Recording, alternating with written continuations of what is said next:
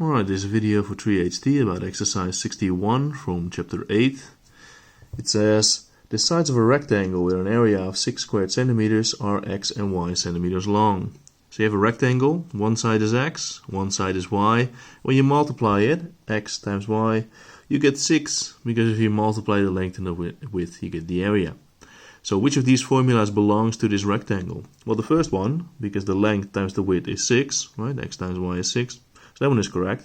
The second one is also correct. If you want to know the length of this rectangle, you have to do the area divided by the width, right? Or the other way around also.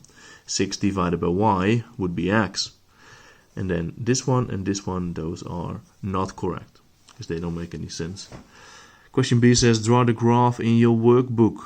Well, this paragraph is about hyperbolas, so it should look like that. But then where it says 1 here, it should say 6 over here, right? Because 1 times 6, you get an area of 6. Also, it's mirrored, so when you have a 1 here, there should be a 6 there. And then in between there, when you have a 3 here, you should have a 2 over there, right? So like here, 3 and 2, because 3 times 2 is 6. So yeah, you don't really have to draw it, as long as you just understand that it should move like that.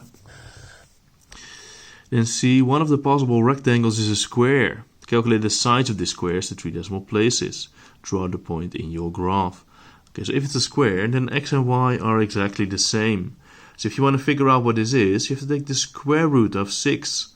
So you can use your calculator for that, the square root of 6, and then you know what x and y are. And then you can draw that point, like where, somewhere in the parabola. It should be 2 point something, so it should be there.